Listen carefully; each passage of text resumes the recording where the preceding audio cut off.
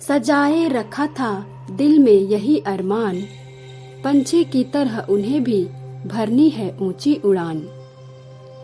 गरीबी और बदहाली को हराकर एक दिन जरूर छूना है आसमान। कड़ी मेहनत और लगन के सहारे ही बनानी है अपनी खास पहचान। चुनौतियों ने राहों में कांटे तो बिछाए, मगर उनके सपनों ने उन्हें सोने नहीं दिया। कर्मशीलता और समर्पण ने उन्हें मिसाइल मैन का ओहदा दिलाया। उनकी सादगी और आदर्शों ने उन्हें जनता का राष्ट्रपति बनाया। हेलो फ्रेंड्स, मैं पूनम लाकरा चमकते सितारे चैनल के तमाम दर्शकों का हार्दिक स्वागत करती हूँ। मेरी पंक्तियों से आपको यह अंदाजा तो हो ही चुका होगा कि आज के हमारे स्टार कौन है। जी हाँ फ्रेंड्स, सही पहचाना आपने। आज मैं आपके लिए एक ऐसे ही महान व्यक्ति, साइंटिस्ट और हमारे देश के 11वें राष्ट्रपति रहे डॉक्टर APJ अब्दुल कलाम साहब की जीवन गाथा का फर्स्ट पार्ट लेकर आई हूँ, जिसमें हम उनके चाइल्डहुड और एजुकेशन पर विशेष रूप से चर्चा करेंगे। उन्होंने आसमान की बुलंदियों को तो जरूर छू लिया, मगर हमेशा जमीन से जुड़े रहे। आइए एक नजर डाल लेते हैं उनके जीवन से जुड़े कुछ खास पहलुओं पर। आइए एक नजर डाल लेते हैं उनकी जिंदगी से जुड़े कुछ खास पहलुओं और उनके द्वारा किए गए कार्यों पर। उनका जन्म 15 अक्टूबर 1931 को तमिलनाडु राज्य के रामेश्वरम में धनुषकोटी गांव में हुआ था। उनका पूरा नाम अबुल पाकीर जैनुलाब्दीन अब्दुल कलाम था और उनका संबंध एक मिडिल क्लास तमिल मुस्लिम परिवार से था। उनके पिताजी जैनुलाब्दीन पेशे से एक नाविक थे और मछुआरों को अपनी नाव किराए पर देते थे। न तो वे ज्यादा पढ़े लिखे थे और न ही उनके पास कोई बड़ी पूंजी थी। इन सब के बावजूद वे बड़े ही ईमानदार, लगनशील, संस्कारी और धार्मिक प्रवृत्ति के व्यक्ति थे। उनकी माताजी आशी अम्मा एक हाउसवाइफ के साथ साथ बड़ी ही मिलनसार और दयालु महिला थी। नन्हे कलाम का पालन पोषण एक संयुक्त परिवार में हुआ था, जहां वे अपने माता पिता, 10 भाई बहनों और कुछ कजन्स के साथ रहते थे। यह तो हम सभी जानते ही हैं कि पुराने समय से ही रामेश्वरम हिंदुओं के लिए एक प्रमुख धार्मिक स्थान रहा है। उनके पिताजी तीर्थ यात्रियों को नाव पर रामेश्वरम से धनुषकोटी और धनुषकोटी से रामेश्वरम लेकर जाते थे। मुस्लिम होने के बावजूद भी वे बहुत ही खुले विचारों के थे और वे सभी धर्मों की विस्तृत जानकारी रखते थे। उनके मिलनसार स्वभाव की वजह से ही हिंदू, मुस्लिम, क्रिश्चियन सभी कम्युनिटी के लोगों से उनकी अच्छी जान पहचान थी। सभी लोग उनका आदर करते थे और वे उनसे समकालीन मुद्दों पर खुलकर बात करते थे। किसी भी व्यक्ति की कैरेक्टर बिल्डिंग में फैमिली के एडिकेट्स, दोस्तों और आसपास के माहौल का गहरा प्रभाव पड़ता है। संयोग से ये तीनों ही चीजें उनके फेवर में थी। बहुत ही फ्रेंडली माहौल में वे बड़े हुए। उन्हें अच्छे दोस्त भी मिले और बड़ा परिवार होते हुए भी पेरेंट्स एवं बाकी सदस्य उनके इंटरेस्ट का विशेष ध्यान रखते थे। कलाम जब 4-5 साल के थे, तभी से हर शाम को पिताजी के साथ पास के मस्जिद में नमाज अदा करने जाते थे। उनके घर से 10 मिनट की दूरी पर एक पवित्र शिव मंदिर भी था, जिसके पुरोहित पक्षी लक्ष्मण शास्त्री पिताजी के क्लोज फ्रेंड्स में से एक थे, जिनका घर पर रेगुलर रूप से आना जाना था। इसीलिए उनके बेटे रामनाथ शास्त्री और कलाम के बीच भी बहुत जल्द गहरी दोस्ती हो गई। उनकी शुरुआती स्कूली शिक्षा रामेश्वरम के एलिमेंट्री स्कूल से हुई थी, जहां वे अपने दोस्त रामनाथ शास्त्री के क्लासमेट थे। शुरू में भले ही उनकी गिनती एक एवरेज स्टूडेंट में की जाती थी, लेकिन टीचर्स उनकी हार्ड वर्किंग और सीखने की ललक की हमेशा मिसाल दिया करते थे। ज्यादातर स्टूडेंट्स मैथ्स जैसे टफ सब्जेक्ट को पढ़ने में जी चुराते हैं, लेकिन इसमें उन्हें शुरुआत से ही बड़ी दिलचस्पी थी, भले ही इसके लिए उन्हें कितनी ही कड़ी मेहनत क्यों न करनी पड़ी हो। दरअसल उनकी फाइनेंशियल कंडीशन इतनी अच्छी नहीं थी कि वे महंगे ट्यूशन अफोर्ड कर पाते। उनके एक टीचर थे जो कुछ गिने चुने स्टूडेंट को मैथ्स का ट्यूशन फ्री में पढ़ाते थे। उनकी शर्त बस इतनी सी थी कि जो बच्चा जल्दी उठकर नहा धोकर सुबह 4 बजे मेरे घर पर आ सकता है, सिर्फ वही मुफ्त ट्यूशन का हकदार है। कुछ पाने के लिए कुछ तो खोना ही पड़ता है। कलाम साहब इस गोल्डन अपॉर्चुनिटी को किसी भी कीमत पर अपने हाथ से जाने नहीं देना चाहते थे, इसलिए उन्होंने टीचर की शर्त खुशी खुशी मंजूर कर ली। इस तरह रोज 3-3:30 बजे सुबह जल्दी उठना उनकी आदत बन गई।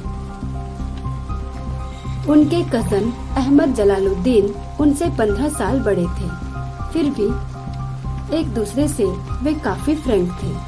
शाम के समय वे दोनों अक्सर इवनिंग वॉक पर जाया करते थे। इस दौरान जलालुद्दीन शिक्षित व सफल व्यक्तियों, विज्ञान की नई खोजों, कंटेम्प्रेरी लिटरेचर व मेडिकल साइंस के नए इन्वेंशन के बारे में उन्हें जानकारियां देते थे और हमेशा आगे बढ़ने के लिए उन्हें प्रेरित किया करते थे।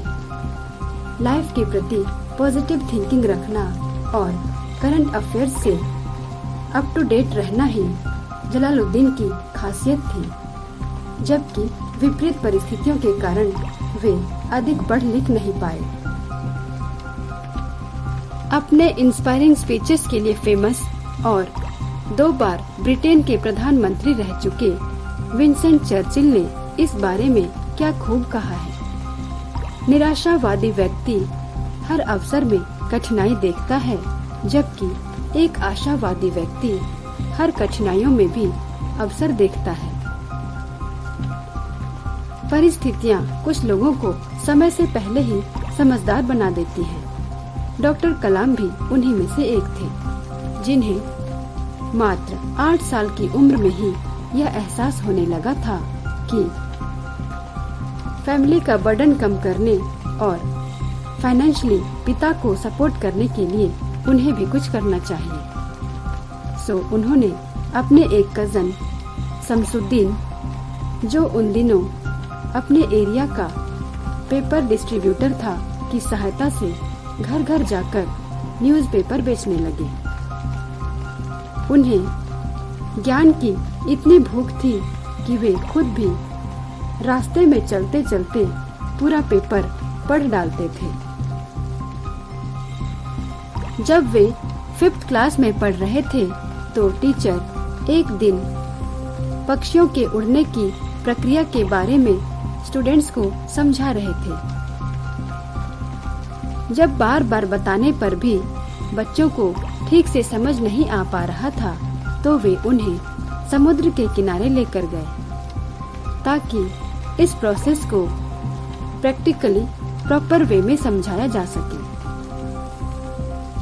उसी दिन से कलाम साहब के मन में एक सपने ने घर कर लिया कि उन्हें भी पंछी की तरह आसमान की ऊंचाइयों पर पहुंचना है, और वे इस सपने को पूरा करने में जी जान से जुट गए। शायद उन्होंने भी यही गाना गुनगुनाया होगा।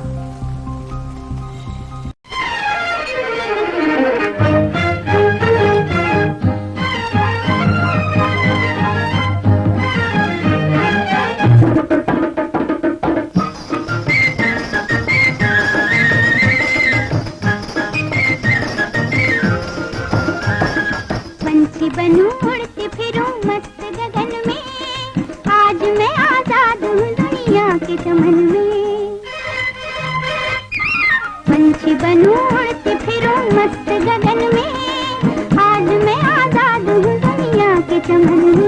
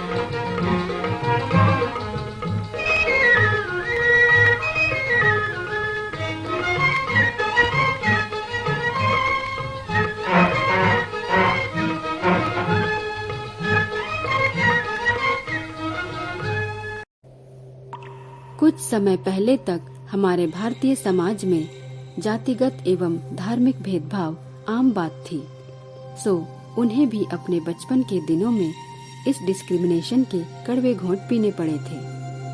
वे अपनी क्लास में अपने दोस्त रामनाथ शास्त्री के साथ सबसे फ्रंट रो में बैठा करते थे। एक दिन जब उनकी क्लास में नए टीचर पढ़ाने के लिए आए तो उन्हें यह बात बिल्कुल भी हजम नहीं हुई कि जनेऊ पहनने वाला एक ब्राह्मण लड़का किसी मुस्लिम के साथ बैठे। उन्होंने तुरंत कलाम साहब को सबसे पीछे जाकर बैठने के लिए कह दिया। इस बात से दोनों ही विद्यार्थी बहुत दुखी हुए। रामनाथ की आंखों में तो आंसू ही आ गए। स्कूल के बाद जब दोनों ने अपने परिवारों में इस घटना का जिक्र किया तो अगले दिन लक्ष्मण शास्त्री स्कूल जा पहुंचे और सभी स्टूडेंट्स के सामने टीचर को नोटिस थमाते हुए कहा, उन्हें इस तरह इनोसेंट बच्चों के मन में सामाजिक असमानता का जहर नहीं फैलाना चाहिए। उन्होंने यह भी साफ कर दिया कि या तो वे अपनी गलती के लिए माफी मांगे या फिर स्कूल और इस एरिया को छोड़कर चले जाएं। टीचर पर इस बात का जबरदस्त प्रभाव पड़ा। उन्होंने न सिर्फ अपने बिहेवियर के लिए रिग्रेट किया बल्कि उस दिन से उनका नजरिया ही बदल गया। समाज में हर तरह के लोगों से सामना होता है। वे अपने science teacher Mr Shiva Subramanya Iyer से बहुत प्रभावित थे और अक्सर उनके साथ क्वालिटी टाइम स्पेंड किया करते थे। एक ऑर्थोडॉक्स ब्राह्मण परिवार से होते हुए भी वे बड़े ही ओपन माइंडेड थे और अपने विचारों एवं कार्यों से सोशल बैरियर्स तोड़ने का प्रयास करते रहते थे, जिससे सभी कम्युनिटी के लोग आपस में जुड़े रह सके। वे उनसे कहा करते थे, कलाम, मैं चाहता हूँ तुम बहुत आगे बढ़ो और सिटी के सबसे अधिक एजुकेटेड व्यक्तियों में तुम्हारा नाम हो।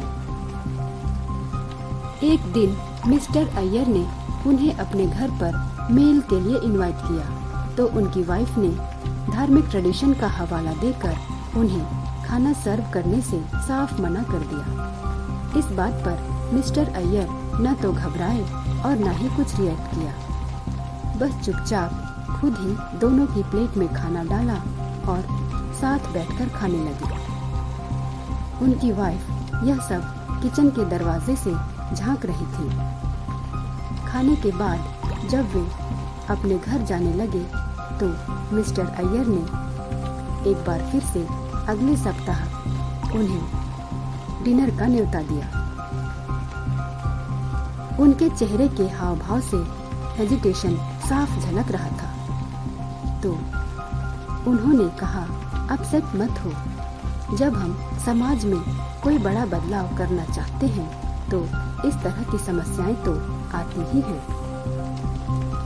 जब वे दोबारा उनके घर पर आए तो यह देखकर सरप्राइज्ड हो गए कि उनकी वाइफ खुद ही उन्हें किचन में ले गई और अपने हाथों से खाना परोसने लगी। इस बारे में रहीम दास जी ने बहुत ही सही लिखा है, बड़े बड़ाई ना करे, बड़े न बोले बोल, रहीमन हीरा कब कहे, लाख टका मोमोल। यानी जिस प्रकार हीरा कभी नहीं कहता है कि उसका मूल्य लाख टके का है, ठीक वैसे ही बड़े लोग भी अपनी प्रशंसा खुद नहीं करते हैं। सचमुच मिस्टर अय्यर ने बिना कुछ कहे सिर्फ अपने व्यवहार के द्वारा ही अपनी वाइफ का दिल बदल दिया। अपने आगे की पढ़ाई के लिए उन्हें रामेश्वरम से बाहर रामनाथपुरम जाना था। इसके लिए जब उन्होंने पिताजी से परमिशन मांगी तो माता पिता दोनों ही भाव विभोर हो गए। माँ तो उन्हें अपनी नजरों से दूर बिल्कुल भी नहीं भेजना चाहती थी, लेकिन पिता ने कहा, जिस प्रकार एक गिद्ध घोंसले के बिना अकेले ही सूरज के आर पार उड़ता है, ठीक वैसे ही कलाम को भी अपने लक्ष्य को पाने के लिए हम सबसे दूर जाना ही होगा। हम उसे प्यार, केयर और गाइडेंस तो दे सकते हैं, लेकिन उस पर अपने विचार नहीं थोप सकते।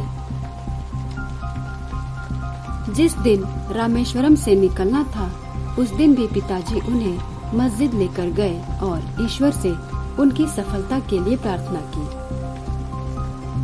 अपने बड़ों का आशीर्वाद लेकर वे अपने दोनों करीबी कजन्स जलालुद्दीन और शमसुद्दीन के साथ मंजिल की तरफ निकल पड़े। जब श्वार्ट्ज हाई स्कूल में उनका एडमिशन हो गया और वहीं के हॉस्टल में रहने की जगह भी मिल गई, तो उनके कजन्स घर लौट आए। शुरू में तो उन्हें अपना शहर, फैमिली मेंबर्स और दोस्तों का प्यार बहुत याद आता था। उस खास लम्हे को याद करके तो उनकी आंखें छलछला उठती थीं जब वे अपने घर पर जमीन पर बैठकर खाना खाया करते थे और उनकी माँ अपने हाथों से तरह तरह के व्यंजन बनाकर केले के पत्ते पर परोसा करती थी। समय बीतने के साथ साथ वे धीरे धीरे स्कूल के एनवायरनमेंट में ढलने लगे, क्योंकि वे अच्छी तरह जानते थे कि उनके साथ बहुत से लोगों की एक्सपेक्टेशन व सपने जुड़े हुए हैं और वे भावनाओं में बहकर अपनी स्टडी के प्रति कंसंट्रेट नहीं कर पाएंगे। श्वार्ट्ज स्कूल में पढ़ते हुए उनकी मुलाकात मिस्टर इयादुराई सोलोमन से हुई, जो बढ़िया टीचर के साथ साथ एक अच्छे व्यक्ति भी थे और अपने ओपन माइंडेड एटीट्यूड के कारण सभी स्टूडेंट्स के बीच बड़े फेवरेट माने जाते थे। वे अक्सर कहा करते थे, जिस किसी व्यक्ति को भी सफल होना है उसे 3 मोस्ट इम्पोर्टेंट चीजों पर विशेष ध्यान देना चाहिए: डिजायर, बिलीफ और एक्सपेक्टेशन। उनका यह भी कहना था, हम अपने फेथ के द्वारा अपनी डेस्टिनी बदल सकते हैं। रामानाथपुरम में रहते हुए कलाम साहब और मिस्टर इयादुराई के बीच का संबंध गुरु शिष्य से कहीं बढ़कर हो गया था, क्योंकि उनकी कंपनी मिलने से कलाम साहब का कॉन्फिडेंस लेवल बढ़ गया था और आसमान पर उड़ने की उनकी ख्वाहिश और अधिक प्रबल हो गई थी।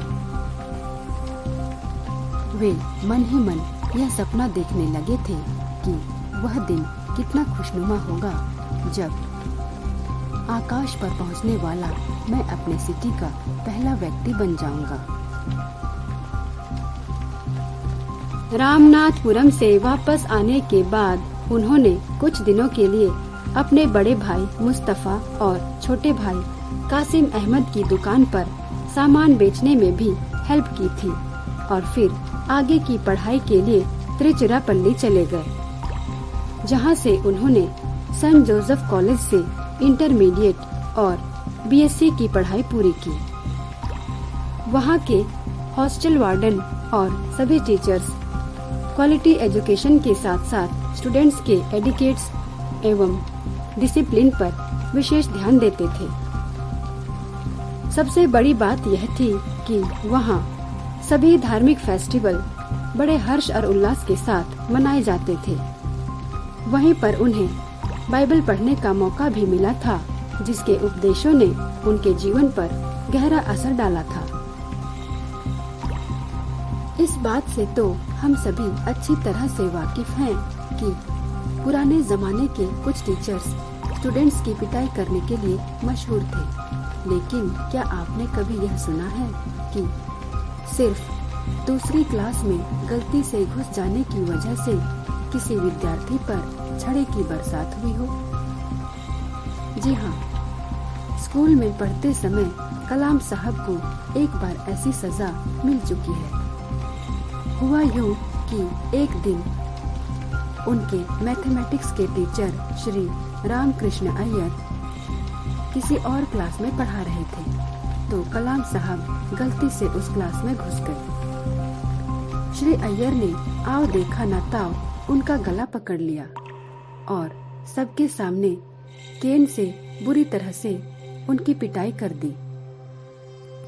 वे बिना कुछ कहे चुपचाप वहां से चले गए, लेकिन अंदर ही अंदर इसी उधेड़ बुन में लगे रहे कि इस ह्यूमिलेशन का बदला कैसे लिया जाए। कुछ महीनों के बाद जब एग्जाम्स हुए तो उन्होंने मैथ्स में फुल स्कोर किया। यह देखकर मिस्टर अय्यर दंग रह गए। अगले दिन स्कूल के मॉर्निंग असेंबली में उन्होंने सबके सामने इस इंसिडेंट का जिक्र किया और कहा, कमजोर समझकर मैंने जिस विद्यार्थी की पिटाई की थी वह एक दिन बहुत बड़ा इंसान बनेगा और यही आगे चलकर इस स्कूल व सभी टीचर्स का नाम रोशन करेगा। समय पर सही गाइडेंस न मिलने से छात्र छात्राओं के मन में कैरियर को लेकर बड़ी कंफ्यूजन पैदा हो जाती है। 1954 में जब कलाम साहब ने फिजिक्स सब्जेक्ट से बीएससी पास कर ली तो उन्हें भी यह रियलाइज होने लगा कि उनके ड्रीम को फुलफिल करने के लिए साइंस की डिग्री काफी नहीं है। इसके लिए तो उन्हें इंजीनियरिंग करना चाहिए था। एक कहावत है, जब जागो तभी सवेरा। उन्होंने बिना समय गंवाए अगले साल मद्रास इंस्टीट्यूट ऑफ टेक्नोलॉजी में एडमिशन के लिए अप्लाई कर दिया। उन दिनों साउथ इंडिया व पूरे भारत में इस प्रेस्टिजियस इंस्टीट्यूशन की बड़ी धाक थी। एक मिडिल क्लास फैमिली के लिए इसमें एडमिशन पाना बिल्कुल भी आसान नहीं था। मेरिट लिस्ट में उनका नाम तो आ गया, मगर एक और मुसीबत खड़ी हो गई। MIT में एडमिशन लेने के लिए उन्हें 1000 रुपयों की जरूरत थी। पिताजी ने हाथ खड़े कर दिए कि अभी उनके पास इतने पैसे नहीं हैं। सभी लोग बड़े असमंजस में पड़ गए। अब करें तो क्या करें? इतने में उनकी बड़ी बहन ज़ोहरा के मन में एक आइडिया आया। उन्होंने अपनी सोने की चेन और कंगन गिरवी रख दिए, क्योंकि उन्हें उनकी काबिलियत पर पूरा यकीन था और वह नहीं चाहती थी कि यह सुनहरा अवसर उनके हाथ से फिसल जाए। पैसों का इंतजाम हो गया और उन्हें उनके पसंदीदा सब्जेक्ट एरोनॉटिकल इंजीनियरिंग में एडमिशन मिल गया। MIT उस जमाने का बहुत ही प्रेस्टिजियस इंस्टीट्यूशन था, जहां देश विदेश के एक्सपीरियंस्ड प्रोफेसर्स पढ़ाते थे और सब्जेक्ट को आसान बनाने के लिए थ्योरेटिकल नॉलेज के साथ साथ प्रैक्टिकल पर भी विशेष ध्यान देते थे। तरह तरह की फ्लाइंग मशीन के डेमोन्स्ट्रेशन के लिए संस्थान के कैंपस में 2 डीकमीशन्ड एयरक्राफ्ट रखे हुए थे, जो कलाम साहब को बहुत अट्रैक्ट करते थे। क्लास के बाद जब सारे स्टूडेंट्स हॉस्टल के रूम में चले जाया करते थे तो वे जिज्ञासा भरी नजरों से घंटों उन एयरक्राफ्ट को निहारते रहते थे। यूं तो क्लास में उनके परफॉर्मेंस से सभी टीचर्स बहुत खुश थे, मगर एक बार उन्हें कठिन परीक्षा के दौर से गुजरना पड़ा था। हुआ यूं कि कोर्स वर्क कंप्लीट होने के बाद उन्होंने अपने 4 कोलीग्स के साथ मिलकर एक प्रोजेक्ट साइन किया, जिसमें उन्हें एक फिक्स टाइम पीरियड में एक एयरक्राफ्ट का डिजाइन तैयार करना था। सभी टीम मेंबर्स ने आपस में अपने अपने काम बांट लिए। एक दिन उनके डिजाइन टीचर प्रोफेसर श्रीनिवासन ने, जो उन दिनों MIT के डायरेक्टर भी थे, उनके प्रोग्रेस रिपोर्ट की समीक्षा करते हुए कहा, मैं तुम्हारे काम से बिल्कुल भी सेटिस्फाइड नहीं हूँ। यह बहुत ही निराशाजनक है। कलाम साहब ने दर्जनों एक्सक्यूजेस दिए और अपने टास्क को कंप्लीट करने के लिए कम से कम 1 महीने का समय मांगा। लेकिन प्रोफेसर श्रीनिवासन ने स्ट्रिक्टली कह दिया, तुम्हारे पास सिर्फ 3 दिन का समय है। अगर तुमने समय पर टास्क कंप्लीट नहीं किया तो तुम्हारा स्कॉलरशिप रोक दिया जाएगा। कलाम साहब अच्छी तरह जानते थे कि स्कॉलरशिप उनके लिए लाइफलाइन के समान है। इसके छिन जाने से उनके सारे सपने बिखर जाएंगे। अपने मिशन को कंप्लीट करने के लिए उन्होंने दिन रात एक कर दिया। उनकी भूख, प्यास, नींद, आराम सब छूमंतर हो गए। डेडलाइन खत्म होने से एक दिन पहले, जब उनका टास्क लगभग कंप्लीट ही होने वाला था, सुबह सुबह प्रोफेसर श्रीनिवासन अचानक उनके कमरे में दाखिल हुए और दूर से ही उन्हें काम करते हुए देखते रहे। थोड़ी देर बाद वे आगे बढ़े और बड़े प्यार से उन्हें अपने गले से लगा लिया और कहा, मैं यह तो अच्छी तरह से जानता था कि एक इम्पॉसिबल डेडलाइन देकर मैंने तुम्हें गहरे स्ट्रेस में डाल दिया है, लेकिन मुझे यह बिल्कुल भी उम्मीद नहीं थी कि तुम्हारा परफॉर्मेंस इतना बेहतर होगा। एप्रिसिएशन के इन शब्दों ने उनके दिल को बड़ी राहत पहुंचाई होगी। शायद वे खुशी से झूम उठे होंगे। जो व्यक्ति बाकी लोगों से हटकर कुछ अलग करना चाहते हैं, उन्हें भाषा, जाति अथवा धर्म की बाउंड्रीज भी बांधकर नहीं रख पाती हैं। और जो स्टूडेंट अपनी पढ़ाई के साथ साथ अदर एक्टिविटीज में भी एक्टिव रहते हैं, उन्हीं को एक अच्छे स्टूडेंट की कैटेगरी में रखा जाता है। मद्रास इंस्टीट्यूट ऑफ टेक्नोलॉजी में पढ़ने के दौरान कलाम साहब को एक ऐसे कंपटीशन में पार्टिसिपेट करने का मौका मिला, जिसे संस्थान की तमिल संगम लिटरेरी सोसाइटी के द्वारा ऑर्गेनाइज किया गया था। उन दिनों लोकल लैंग्वेजेस में साइंस से रिलेटेड आर्टिकल्स न के बराबर ही लिखे जाते थे। इसीलिए कलाम साहब ने सोचा, क्यों न इसी बहाने आम जनता को भी साइंस के विषय में थोड़ी सी जानकारी दे दी जाए। उन्होंने अपना innovative article let us make our own aircraft Tamil भाषा में लिखा, जिसके लिए उन्हें फर्स्ट प्राइज तो मिला ही, साथ ही साथ स्थानीय समाचार पत्रों में भी इस आर्टिकल ने खूब सुर्खियां बटोरी। स्कूल व कॉलेज में होने वाली फेयरवेल पार्टी कई मायनों में बड़ी यादगार बन जाती है। कलाम साहब ने तो अपने डिटर्मिनेशन और आशावादी सोच से टीचर्स का दिल जीत लिया था। फिर उनके लिए कॉलेज का आखिरी दिन कुछ स्पेशल व मेमोरेबल कैसे नहीं होता। प्रोग्राम खत्म होने के बाद टीचर्स और स्टूडेंट्स फोटो सेशन के लिए तैयार थे। सभी टीचर्स बैठे हुए थे और स्टूडेंट्स 3 लाइनों में खड़े थे। इतने में प्रोफेसर स्पॉन्डर की नजरें बड़ी उत्सुकता से कलाम साहब को ढूंढ रही थी। जब उन्होंने देखा कि वे सबसे लास्ट रो में खड़े हैं, तो उनसे तुरंत कहा, तुम आकर मेरे साथ फ्रंट रो में बैठो। बार बार कहने पर भी जब वे हेजिटेट कर रहे थे, तो उन्होंने कहा, कलाम, तुम मेरे बेस्ट स्टूडेंट रहे हो और तुम्हारी कड़ी मेहनत भविष्य में हम सभी टीचर्स का नाम ऊंचा करेगी। सचमुच उनके लिए यह सीन कितना भाव विभोर कर देने वाला रहा होगा, जब एक टीचर के द्वारा उन्हें इतना बड़ा सम्मान मिला। शायद उन्होंने भी अपनी खुशी कुछ इस तरह व्यक्त की होगी।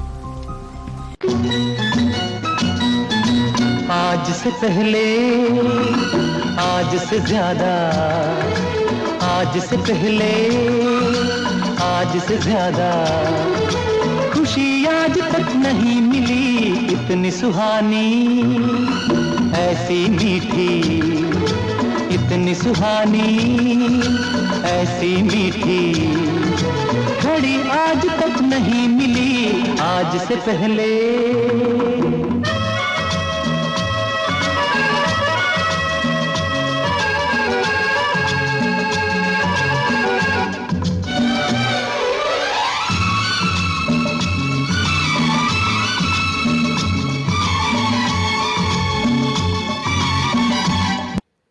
इसी के साथ कलाम साहब की जीवन यात्रा पर आधारित हमारे वीडियो का फर्स्ट पार्ट यहीं पर खत्म होता है।